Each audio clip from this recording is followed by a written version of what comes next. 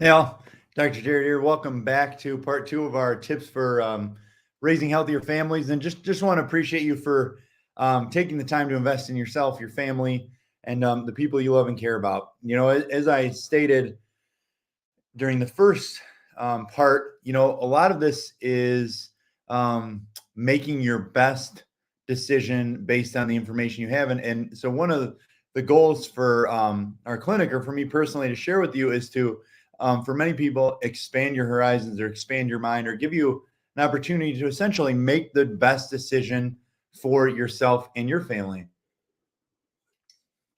Because as we said before, none of us are perfect. And while a choice may be the best choice that you have at the time, given the information you have, it's not always a guarantee that it is the actual best choice. And that's the blessing and the curse of parenting is you're doing your best with the information you're given. And so I want to reiterate a couple things for you. Number one, as we go through this information, to get the best results, one of the things that I found is it's important for the adults to take their own self-assessment. It's easy to make kids not eat sugar in front of you, but how much sugar are you eating, or something like that. But you do have the opportunity to be the change for your family by investing in yourself, by doing your own research, by empowering. And so there are some really cool things that I hope to share with you today that like I said, get you thinking about what you can do to help your children or your grandchildren or your nieces or nephews or friends' kids or whatever it is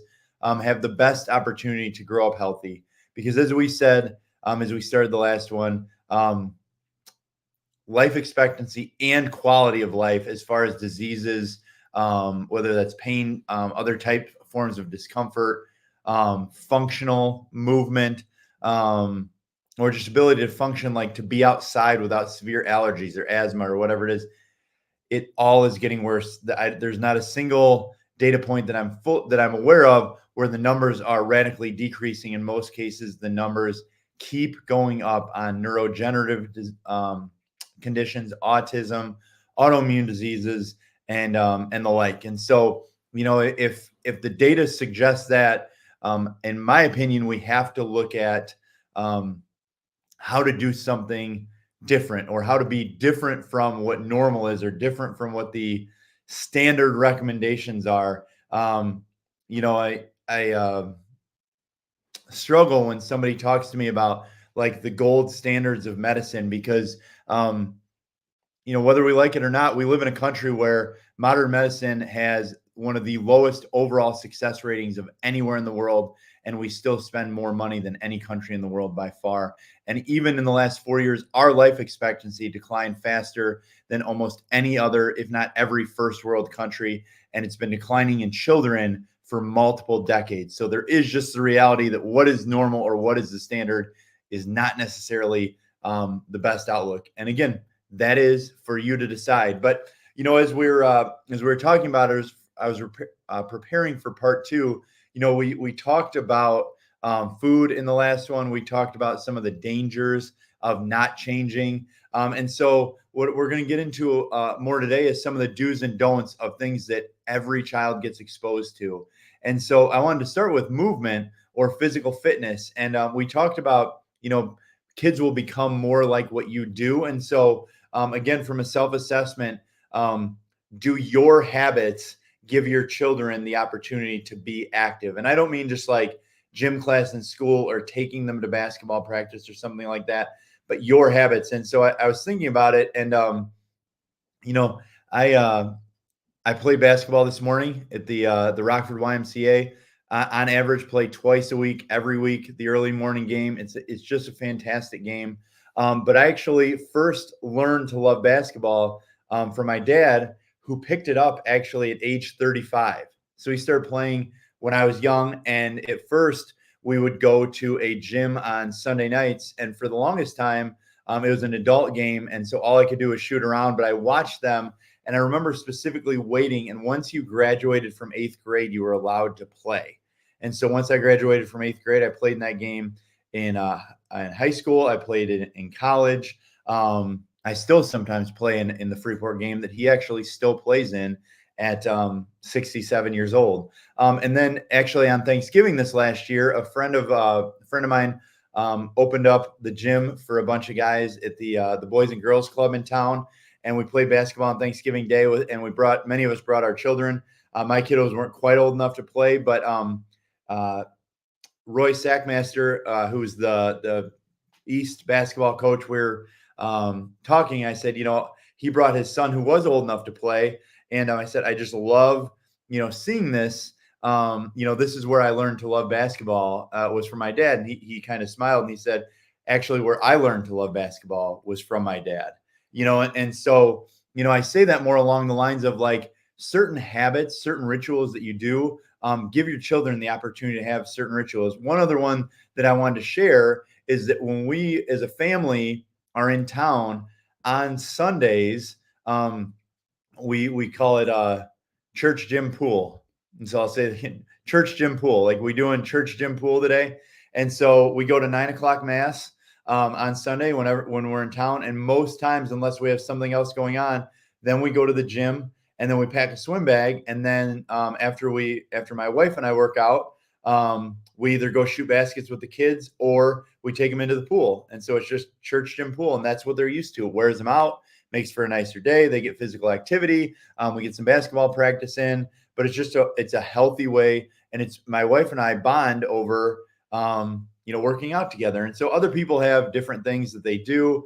On Thanksgiving, some of you probably do a turkey trot and things like that. But ultimately, these habits, getting kids moving, often is part of being with them and moving. And whether it's taking dogs for the walk, whether it's going for bike rides, whether it's going ice skating in the winter, whatever it might be. But again, with movement, and there's all the statistics, and I'll pull them up here briefly. But again, there's so many statistics that movement and physical activity is progressively worsening in many kids, and they're not getting near what they should. And when we talk about, like we did on the last one, what happens if they don't get the activity? What happens if they don't get the proper foods?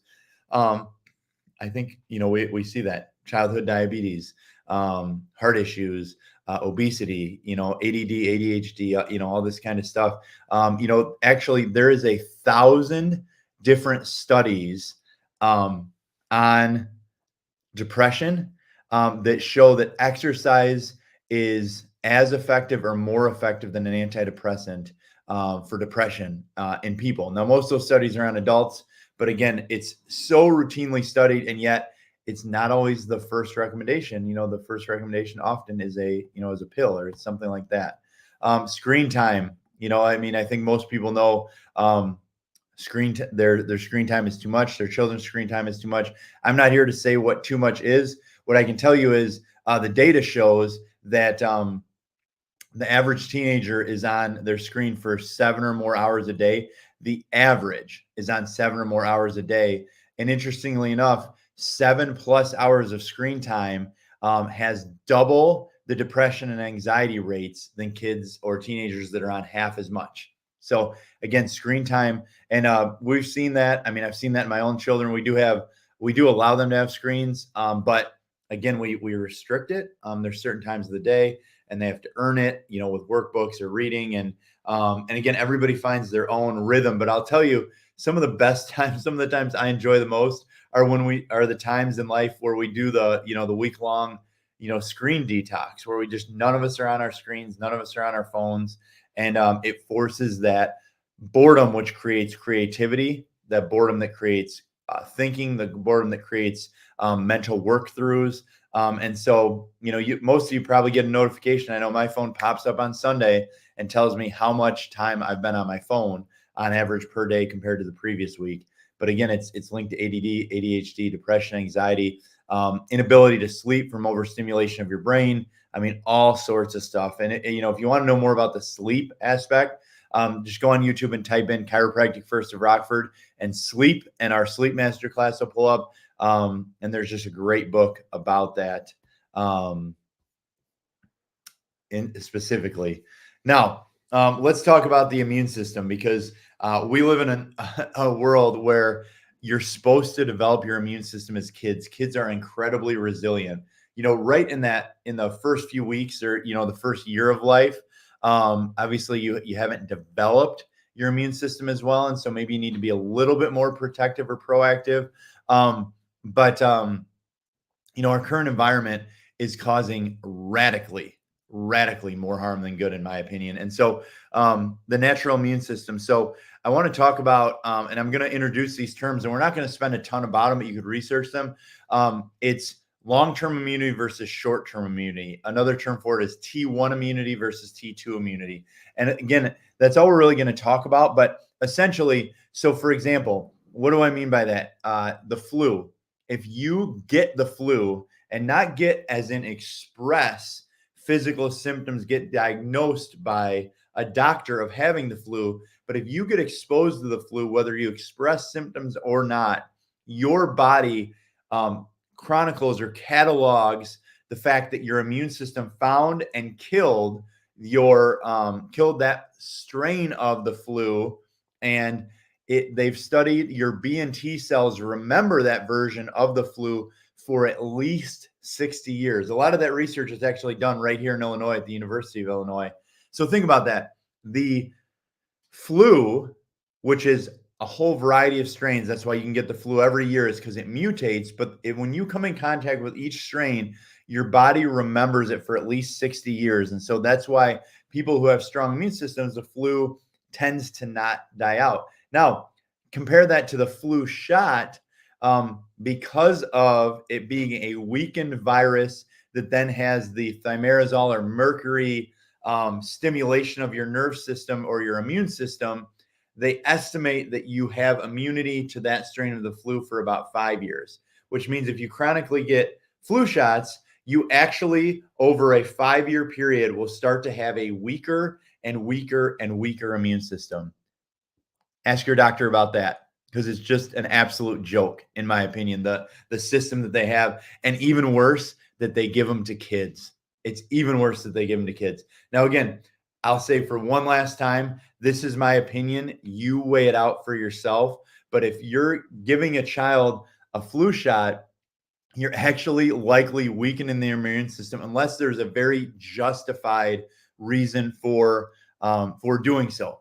And so it's just a reality that exposure. And so we say in our house, I had a couple times when my kids came home from school, they're like, "Oh, I got to wash my hands. Oh, I can't drink out of that water. I saw dad drink out of it," or something like that. And like, we say very specifically in our house, kids, we are not afraid of germs. In fact, this is maybe not for everybody, but as you know, with being a chiropractor, it is a close proximity situation. You're around a lot of people.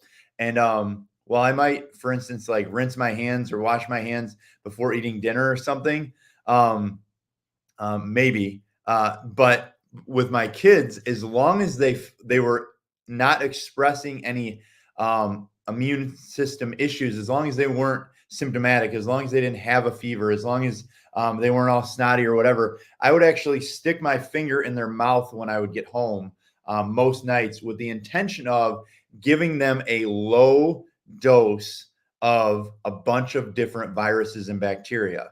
Now, I want to challenge you for a minute, because some people love that. Some people are grossed out by that. What is the intention of a vaccination? Think about that. And I'm going to pause for a second. What is the intention of a vaccination?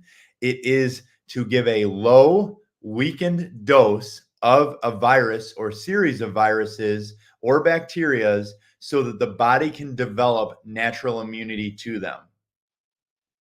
So why do we wash our hands all the time? Why do we use hand sanitizer? Why do we not drink from the same water as a family or something like that? I mean, you go to a doctor and your insurance, or you pay for something that has all sorts of side effects. And yet most people worry about hand sanitizing. Not most people. Some people sanitize the crap out of stuff. Schools, it's disgusting, in my opinion, how much they sanitize everything. And, again, the challenge is just think if you believe in one, why do you believe in it? If you don't, should you be chronically exposing your kids? Because they've shown long-term immunity comes from that. And this actually goes back to even letting your child have a fever. the reason the body has a fever is to kill viruses and bacteria. There's research that shows that really strong viruses will get killed at 103, really strong bacteria at 102. The body can go up to 104, 105 very safely with fevers. And so here's the reality. And again, this is a challenge to think about. When you break the fever, you run the risk of hurting your child. Think about that, because breaking the fever lets the virus or bacteria multiply. And so it actually gets worse in the person's system. And so you see people, for instance, that break fevers. Dr. Adam talks about this a lot. When he was a child, having his fever broken constantly caused him to have strep throat, which sometimes even turned into scarlet fever once, if not twice every year. And then he went on a 10-year streak of not having it, and it happened year after year after year after year. And so, I get that fevers are scary. I get that people don't want to have a seizure. I get that they don't want to get hurt. Believe me, when I've had children, I've shown this on a previous raising, but my children, 2 out of the 3 of them, one I've tested their fever and it's gotten all the way up to 105.5, and one got up to over 106. And in those cases, did we break the fever? Yes. When they were getting really sick, I drove to the store because we didn't have it in the house. I drove to Walgreens or whatever and bought children's Tylenol. And when it went way over 105, yes, we broke it, but only when it gets to that height. And so again, it's so important to be empowered as parents to do so. So, and I actually wanted to share with you as a special bonus, if you want more data. This is a book that I just ordered 50 copies of. One of our team members, Kate, just read this book, and she just, every time she would talk to our team about it, she'd be like, every parent should have the opportunity to have this. It explains raising healthy children in the simplest forms. It gives all the different ways that you can do medicine, natural alternatives, talking to your doctor, vaccine schedules, delayed schedules, opting out, the criteria for doing any of those things, how that affects schools. I mean, and so what we did is we decided to invest, and we bought 50 books. They'll be here at the beginning of next week, and we are giving them away to anyone that finishes this masterclass while supplies last. So if you're starting to watch this, make sure and finish it and turn in your mystery words, because not only do you get the $10 supplement credit, but you're also going to receive the option of a complimentary book for yourself. And our only request is that you read it. That's it. It's, on Amazon, it's a $35 or $38 book. Our only request is that you read it. So again, we want to empower you to do so. But things about the immune system, because we're going to go into the medical treatment of the immune system. So breaking fevers early can cause a lot of harm.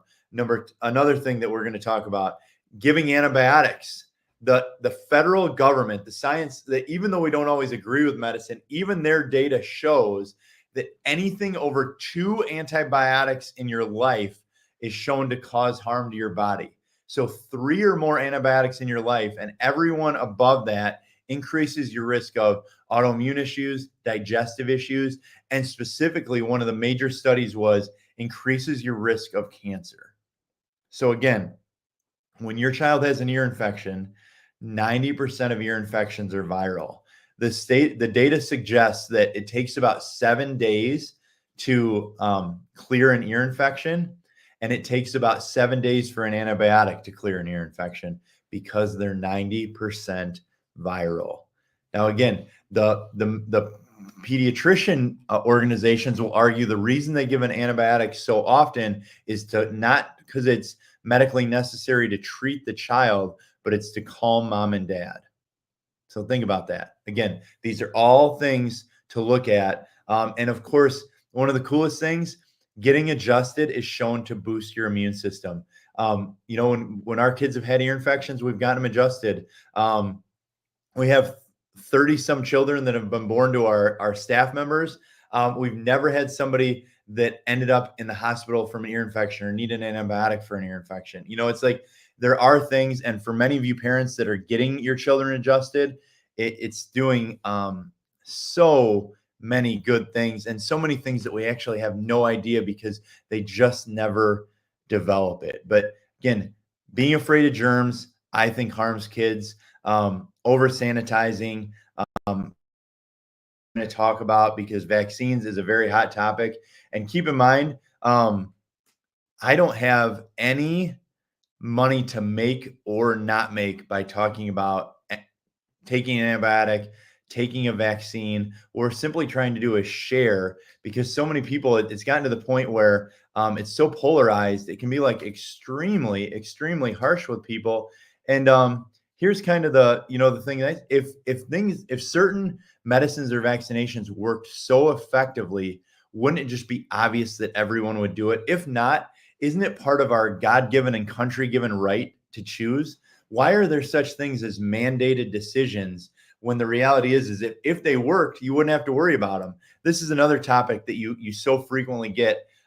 It's like, well, by you not vaccinating or by you certain people not doing this, it risks my child. And it's like, well, wait a minute. I thought if these things work, the whole point is that my child or would be the one at risk. Like the logic doesn't even track. And so we're going to go through a few things that you should think about because I will openly tell you, I am a vaccinated person. I haven't had a vaccine in 20 years. And here's the other thing that I really want you to think about before I go into the data. If you're an adult and you're watching this, essentially you are the same as an unvaccinated person. And here's why. Most vaccines wear off after a decade. So if you got the measles, mumps, and rubella shot, if you got the tetanus shot, I mean, you notice they give a booster at what time for tetanus? 10 years. Why? They wear off. They stop working. So if you got your childhood doses and you don't do the adult boosters, which have all sorts of side effects and all sorts of crap, and most adults don't, it's the same as not being vaccinated. So just consider that because they've worn off, if you never worried about it before, why worry about it now? But I'm from the era before, so I received give or take 23 doses of vaccinations. A child right now gets 70 plus. I want to say that again. 23 to 70 plus. Can you come up with enough diseases that are deadly that would justify the more than tripling of a vaccine schedule? I can't. In fact, if you go through which ones are deadly, this is a topic in itself. Which ones are deadly? So flu shot. People say, "Oh, you're saving grandma." There's just over 6,000 deaths from the flu on average per year. There's an argument toward the pneumonia shot. It's 60,000 cases. There's an argument, and I say an argument because they have to say correlation, not causation, partially because nobody will pay to do the research to figure this out, which is kind of sad in itself.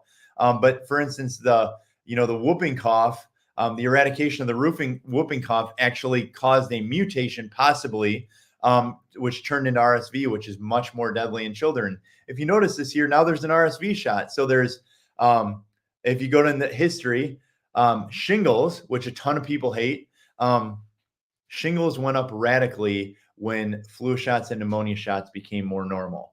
Why would that happen? Because every time you get a shot, your actual immune system gets weaker for a period of time. So think about that. Every time you get a shot, your immune system's weaker for a period of time. And so shingles is just a virus that's being harbored in your body that is now, because of a weakened immune system, being able to be expressed.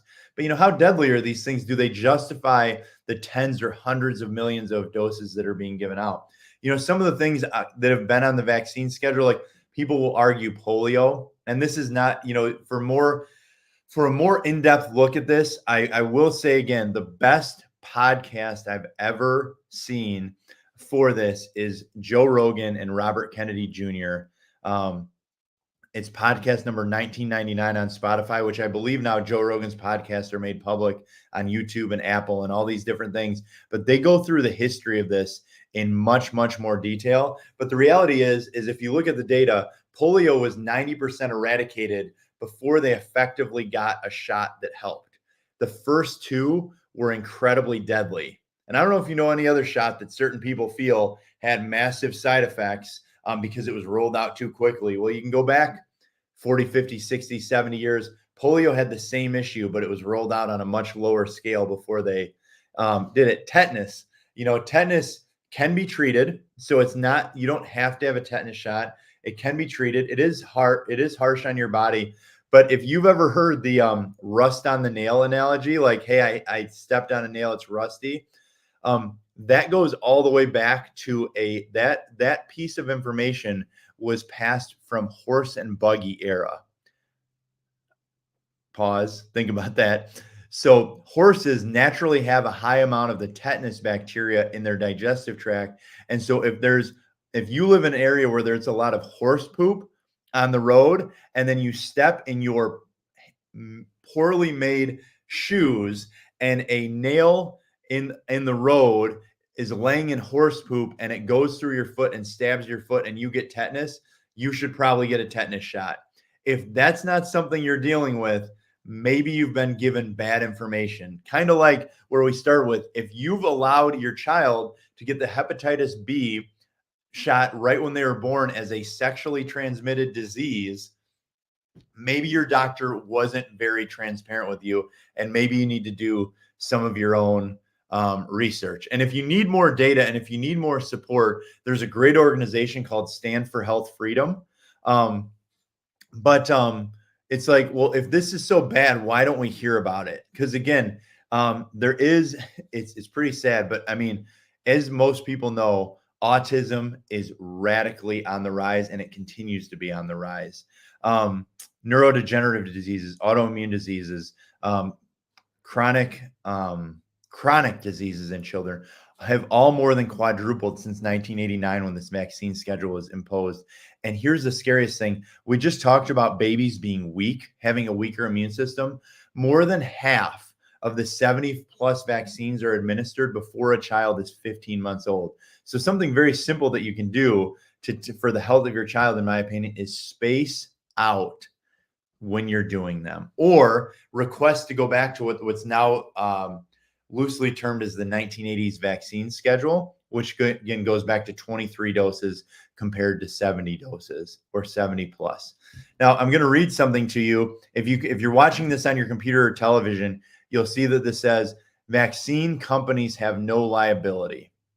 Did you know that? Vaccine companies have no liability. In fact, in 1986, the Ronald Reagan administration released I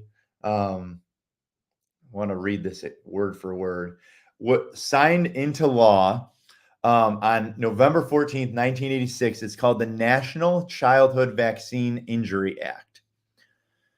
Its purpose was to eliminate the potential financial liability of vaccine manufacturers due to injury claims, to ensure a stable market supply of vaccines, and to provide cost-effective arbitration for vaccine injury claims.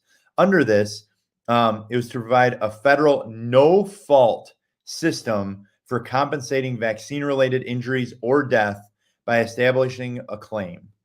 Now, this is, I believe, the only time that if you hit somebody with your car, are you liable? If I adjusted somebody and they got hurt, are they liable? Especially if I was negligent. What if I got drunk and then just started adjusting people and hurt them? Would I be liable? I would have to pay damages. It would go against my malpractice insurance. I could go to jail if I could be practicing without a license if I was inebriated or something like that. Vaccine companies have found a way around that. And let's just look at, first of all, the money. Before this was established, the vaccine industry as a whole had $750 million, depending on if you look at it in net profit, reported by publicly traded companies. In 2018, pre a certain pandemic, that number was all the way up to $38 billion. 38 billion. And by the end of next year, it's estimated that it will almost double, that it will surpass 70 billion. So if you get a shot and you have a stroke, if you get a shot and your child develops autism, if you get a shot and this happens, you can make a claim to a national vaccine court, which there is a tax on vaccinations, and they if you win your case, you have to sign a gag order or whatever that actual term is, meaning that you can't tell other people that you actually won, that it was determined that a child has autism, or that your child developed autism after their 18-month shots or their whatever. Now here's the thing, and this is the argument that companies will make: correlation or causation. Like, there is it just this? And I would actually tell you no. So here's some other things when you think about tips for raising healthier children. In the same time period from the early 90s to present, genetically modified foods, for example, have gone from 10% of the food consumed in our country to more than 90%. A huge amount of the food that's consumed in our country is not legally consumable or sellable in countries like Europe, China, South America. But Europe is probably the easiest one to track. A huge percentage of food, what they sell at McDonald's in this country, much of it can't be sold in Europe. What they sell, we could go down the line here. And for sake of time, and all this pesticides, herbicides, fungicides that are sprayed that get into our water supply, do those also cause a toxic load on the body? Yes. But why do vaccines cause a toxic load? Ultimately, every vaccination, or nearly every vaccination, has things like formaldehyde, which are incredibly harsh on the body, and they have some sort of heavy metal, mercury, aluminum. Why are those things in there? They're in there because a weakened or dead virus, your body doesn't develop immunity to. Think about it. If you go around somebody who has the flu 3 months later and you come in contact with a dead virus, nothing happens. But to get your body sensitive to it, you get a heavy metal injected with the shot, and that heavy metal causes your nerve system to go haywire. And so what it does is it makes your immune system very sensitive, but it also makes your immune system sensitive to everything else in the environment. So there are correlated studies that show things like 400% increases in asthma, allergies, eczema, all sorts of things. In fact, if you heard me say autism and say, "Oh, that's been disproven," I actually met the doctor, Dr. Andrew Wakefield. He came to one of our seminars, who had his medical license taken away for publishing a small study that showed that the MMR vaccine, he didn't say that it caused autism. He said it increased intestinal inflammation, and children with high intestinal inflammation were more likely to regress into autism. And for that, his license was revoked. He's written many books. You can look him up. But he's never got, as far as I know, he's never gotten his license back. And it really goes back to, certain things. And you've seen this with many, many other, I'm going to say studies or things that come out. It's like, oh, that's been disproven. Oh, that's been 5 flu shots in a row, 1,000% increase in dementia. Oh, that's been disproven. Look at the data.